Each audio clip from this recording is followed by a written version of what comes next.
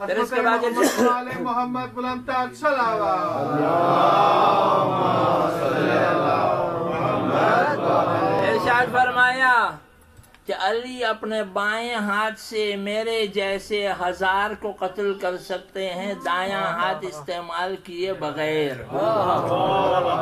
کیا بات ہے، میرے جیسے کیا بات ہے. بائیں ہاتھ سے علی قتل کر سکتے ہیں لیفٹ ہاتھ سے رائٹ ہینڈ استعمال کیے بغیر.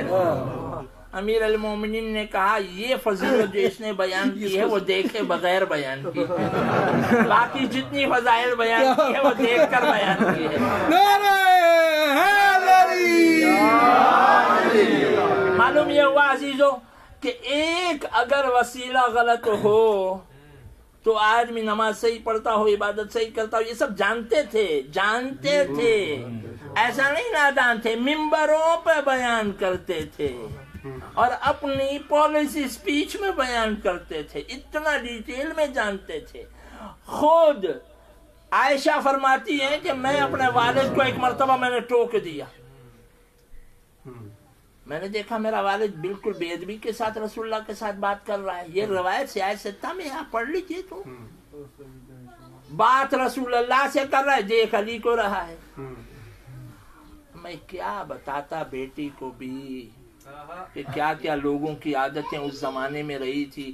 ہمیشہ منہ پھیرنے کی عادت رہی ہو، وہ زمانہ تھا ہی ایسا تو لوگوں کی عادت سے. مگر بیٹی نے باپ کو ٹوک دیا، وہ برا اسے لگا. یہ کون سا ادب ہے کہ آپ بات کر رہے ہیں میرے شوہر کے ساتھ اور دیکھ علی کو رہے ہیں. اچھا جلندر اصل بات یہ تھی کہ دیکھ علی کو کیوں رہے ہیں، ٹوکنا مقصود نہیں تھا مگر روایت آ گئی. چلیے الحمدللہ مستند روایت آ گئی کہ بیٹا تم کو پتہ نہیں ہے میں 2 عبادتیں کرتا ہوں. ارے تم تو میری بچی ہو، میں نے بڑھاپا دیکھا ہے، میں جانتا ہوں عبادت کسے کہتے ہیں. میں 2 عبادت کرتا ہوں، رسول کے ساتھ بات کرنا بھی عبادت ہے، علی کا چہرہ دیکھنا بھی. نعرہ حیدری. تو یہ ایک وسیلے کی بات ہے.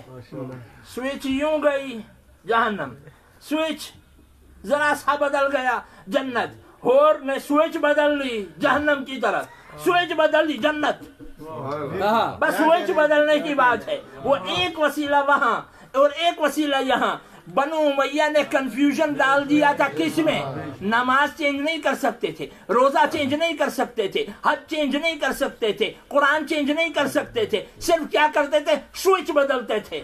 یعنی وہ کہتے تھے کہ اہل بیت ہادی نہیں، ہم ہادی. تو ہادی میں کنفیوژن تھا. حسین شہید ہو گئے، لوگ چلے تھے ہزاروں کی تعداد میں حسین کے ساتھ مدینے سے.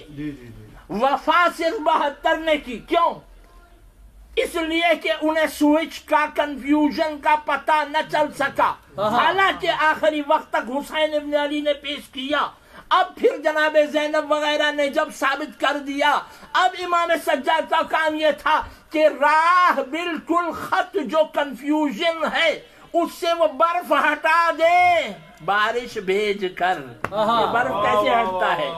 کنفیوژن کا سلپ کرنے والا برف کیسے ہٹتا ہے؟ کیا بات ہے؟ بارش بھیج کر. کا آنسو جب تک ٹپکیں گے نہیں تب تک یہ لوگ اہل بیت کی طرف متوجہ ہوں گے نہیں.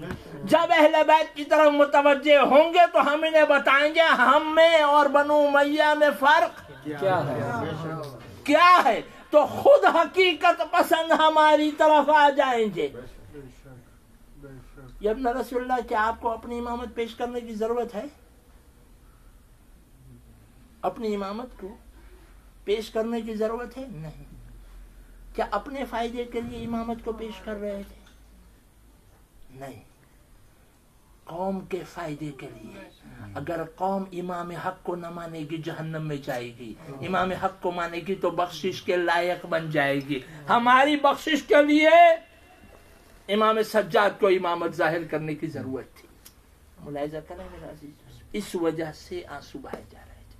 تو آنسو 2 وجہ سے بہائے جا رہے تھے. ایک یہ دکھانا تھا کہ کس طریقے سے انتقام کو رحم میں بدلا جائے تاکہ انسانیت رحم کے ذریعے سے زندگی گزار سکے.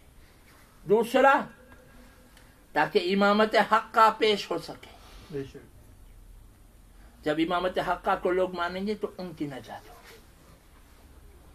اس وجہ سے حالانکہ سجاد کی تو پوری زندگی ہی آنسو میں بسر ہوا ہے اور کیسے آنسوؤں میں. مگر ایک بات قبل اس کے کہ میں مصائب شروع کروں، ایک بات، یہ رونا ایک بہت بڑی طاقت بھی ہے اور دشمنوں نے بھی اسے استعمال کیا. آپ کو پتہ ہے ہم تو صرف سجاد کے رونے پر بات کر رہے ہیں. آپ کو پتہ ہے امیر شام نے اس رونے کا بہت استعمال کیا ہے. کہاں کب سنیے تو بڑی دلچسپ بات ہے. اب تھک تو نہیں گئے؟ میں 2-3 منٹ دے لوں آپ کے زیادہ کتنا زیادہ بر محمد والے محمد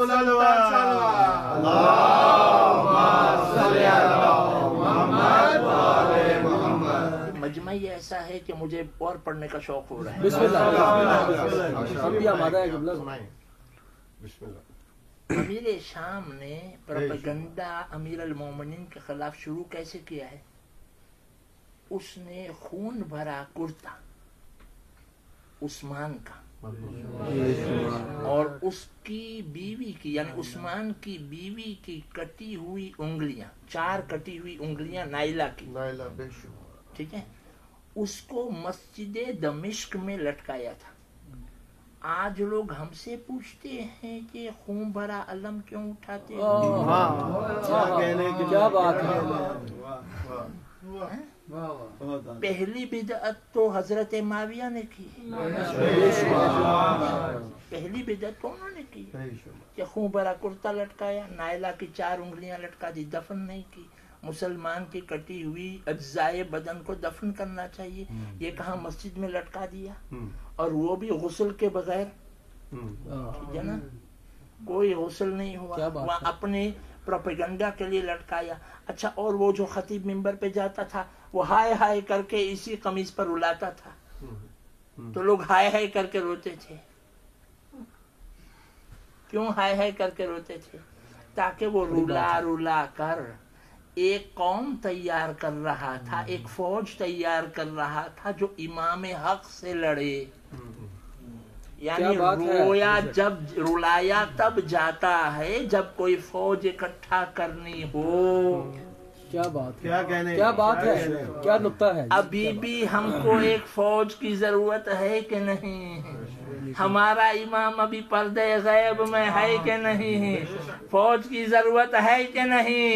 بہاتے جاؤ حسین پر آنسو، خود بخود فوج تیار ہو جائے. صلوات بھیجے.